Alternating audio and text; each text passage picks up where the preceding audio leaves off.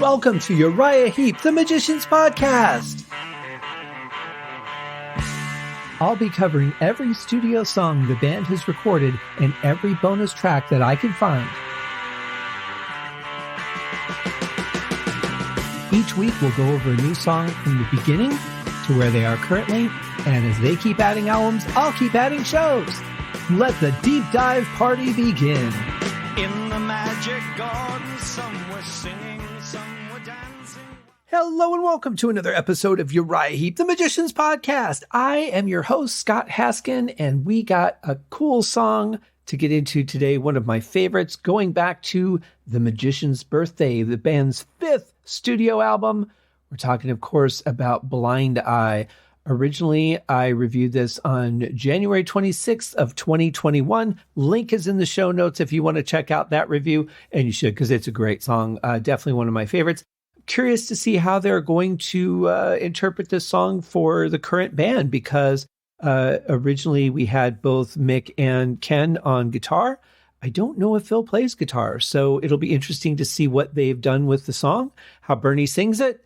And let's just get right into it. What the hell? Here it is, Blind Eye.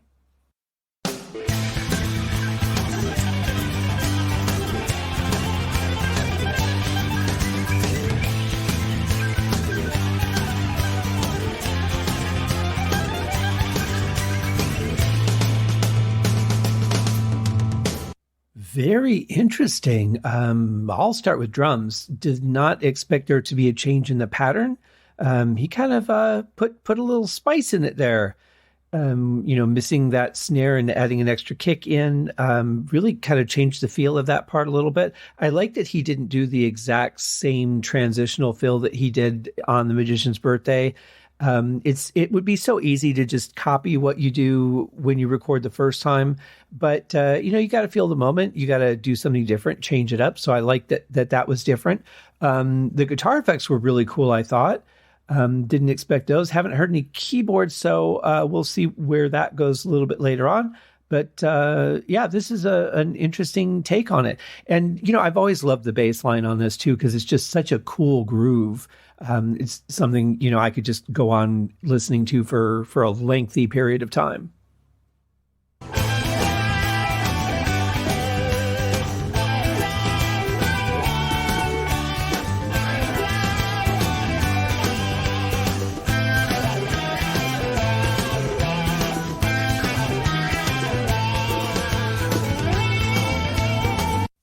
Okay, so I am hearing, it sounds like a Hammond in the background. I'm hearing at least two guitar tracks, one on my left and one in a little just left of center of my ears.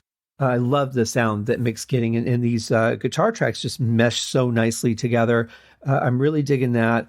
I'm not sure I like the drums, though. I that's really throwing me off. It makes me feel, honestly, and if there wasn't the original version of the song, I might not be thinking about this at all. I might just take it as this is how the song goes. But since I've heard a more straightforward version on the drums, it makes me feel like I'm listening to the vinyl and the record is skipping. That's what it's doing to me because that snare is missing and it just feels like the needle's just jumping over that groove for just a split second. That's kind of weird. I don't particularly care for that, but that's okay. We'll see where the rest of the song goes. Stranger than the sunrise, darker than the night, fiercer than a rainstorm. This is man's delight. This is man's delight. So we got a couple things. We have a flute, just doing some little fill-ins there. I'm guessing that's Phil playing that on keyboard. I don't know that I like the effect on Bernie's voice. I mean, it kind of fits the song, but it's that sound that, and maybe I'm just looking at this through the ears of an audio engineer, but it's the sound when you just take two tracks and just pile them on each other and don't do anything to shift the audio to thicken it or make it sound a little more chorusy. It's like it's double layered on top. So it creates not a flange sound, but something similar to that. I don't know what the technical term is for it, to be honest, but it's like a doubling effect. But it doubles in a way that it just, it changes the sound of the voice. It sounds a little bit more metallic and robotic. And this is like, I don't know, this is a story where you kind of feel like you're at the campfire and somebody's just kind of like walking around and skulking and physically getting into telling the story. And this feels more like Bender has come in to tell the story. So far, I don't know. It's weird because I'm loving the guitar sound. I'm loving the bass. The keyboards are nice. I like that addition. But vocals and drums, the sound of them, I'm not sold on just yet. But you know what? We've still got 2 minutes and 45 seconds to go. So that's plenty of time to sell me on this song. Weaker than a moment and hot as any fire. Brighter than the blind eye. This is man's desire. This is man's desire. I'm definitely digging the rhythm and the sound of the organ. Those two things make me very, very happy. It's interesting not to hear so much of the acoustic on this version and to hear more electric. I don't hate it. I think that's a pretty cool change. It's a little more modern sounding. I mean, if you're going to re-record one of your own songs, right, you got to do something different with it. There's no point in re-recording it otherwise. I mean, you could just have Bernie go over the original masters and just lay a vocal over it and have Phil like do some overdubs on keyboards. You wouldn't need to re-record the whole song with the rest of the band. I'm glad they didn't do that because that would have been a waste. I like the overall sound of it. It's rather pleasing.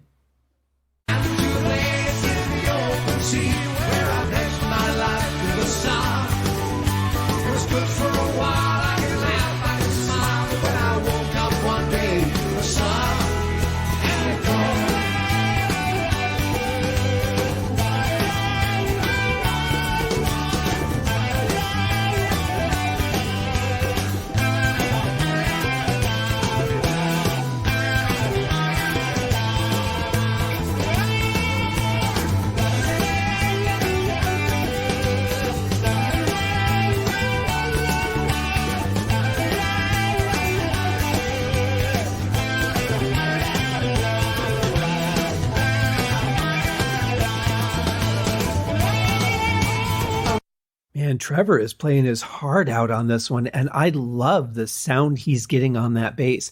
For playing as quickly as he is, he's getting a really defined sound on every note, and I like that. If he's not playing with a pick, he is pulling those strings pretty hard with his fingers, but it sounds good. And this has always been such a fun groove. Drums, I'm still having a hard time with, especially without the vocals there. Now the drums are even more obvious. Yeah, that's where I'm at with it.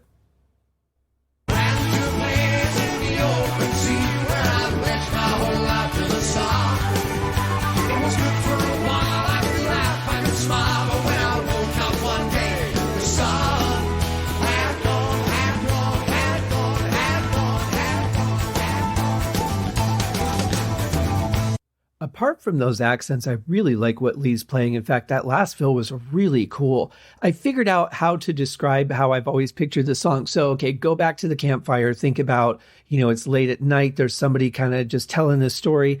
And I was going to use Gollum from Lord of the Rings as the example, but that's not quite right. That's not what I picture.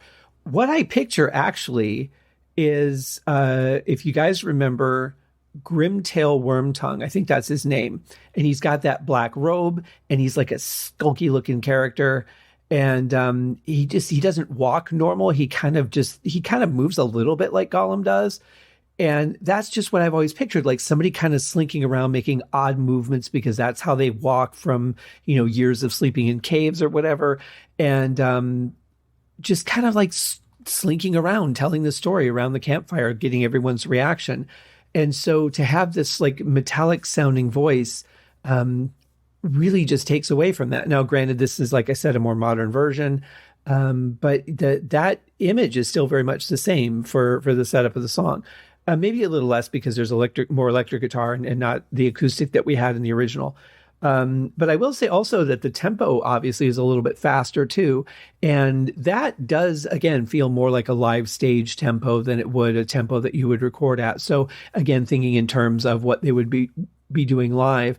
But we've got layers in here, right? We've got the flute and the Hammond, which could be played, but we've also got multiple guitar tracks going. So Mick's only going to be able to play one guitar track at a time. They could probably put a slight flange effect on the vocals and get somewhat close to what we have here. I don't know, maybe a vocal doubler could work. I'll have to play around with it and see, but a doubler might work. In any case, though, it's obviously something that would sound different on stage unless they had other people up there with them, like they bring up a guest who plays another guitar or something like that. But tempo-wise, I like it. I think it's a good tempo for the stage. So what am I meaning? What am I trying to say? What of a caution? I'm a man. Anyway, I'm a man. Anyway, I'm a man. Anyway, I'm a man. Anyway. Now, I don't want to take anything away from Bernie's performance because those are two different things. The way that the vocals are recorded and produced versus the way he's actually singing. I like his style on this. I think it's great. I think he's singing it with that passion I would expect from him. And nothing wrong with the performance at all. I don't care for the production on his voice. Also, I'm not, as I've said before, I'm not a big fan of the flute. So, I like little inferences of the flute, but I'm already at the point where I'm kind of sick of hearing it. And that's very much just a me thing. So take that as you will. If you are somebody who enjoys the sound of a flute, then great. This song will probably be more enjoyed by you than me. It's just the frequencies. There's just something about the frequencies a lot of times that flutes are played in that are more ear-piercing to me than enjoyable. And they're very hard to EQ. And so I in general, I'm not a fan of the flute, but I like the way it was used during the verses and things in the song. I like just the little fill-ins and inflections of it. I have a feeling we're about to get a dose of it here, so we'll see how that goes.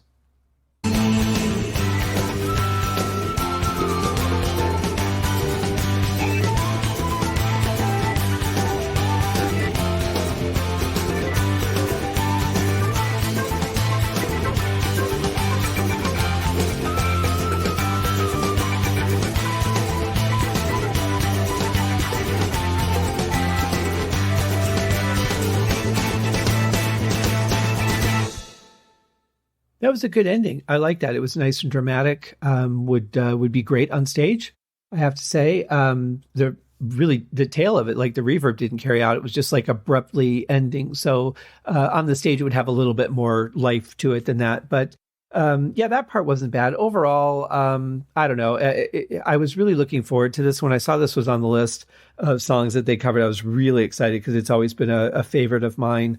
But yeah, I'm not sold on this version, and it's really mainly the drums and the vocal production that kill it for me. And a little bit the flute. I'm glad that it didn't get all crazy flute like I was expecting it was going to, but I think I had more than my share of it in this song. And again, that's just my personal thing because it's not an instrument that I enjoy. There was a lot of good about it though for me. I mean, I really liked the tempo and the rhythm was great. I love the introduction of the organ. I thought the electric guitar was really nice in it, and it was just good to hear it, twisted up and done differently. But those three elements were pretty powerful and pretty prominent, so it's hard for me to get behind those enough to say, hey, this was a great song. I can't wait to listen to it again because I probably will give it a chance at some point down the road. I tend to do that with things that I'm not fond of. Tastes change with age and experience. So, maybe down the road I'll like it more. But for me, this wasn't a hit. And that's okay. Maybe for you guys it is. I certainly hope so. But that's our show for today, guys. It happens from time to time. There's been very few songs that I haven't been a 2 thumbs up on. But it happened today, and that's okay because we got another shot tomorrow. We'll be back for the Friday show, guys. Cheers. Thank you for joining me on this episode of Uriah Heep, the Magician's Podcast. If you have enjoyed this show, please consider going over to Apple Podcasts or your favorite podcast outlet, leaving a rating or a review. Be sure to subscribe to make sure that you are notified when new episodes are available. Please be sure to share this podcast with your fellow Uriah Heep enthusiasts and anyone who you think would like Uriah Heep, which should be everyone. And if you are so inclined, please feel free to contribute to the Patreon account. And if you are not a Patreon subscriber, you can also pay through the PayPal link on the website listed in the show links below. I would also like to thank Uriah Heep for their very generous support of the show, and thank you guys for listening. We'll see you in the next episode. Happy days!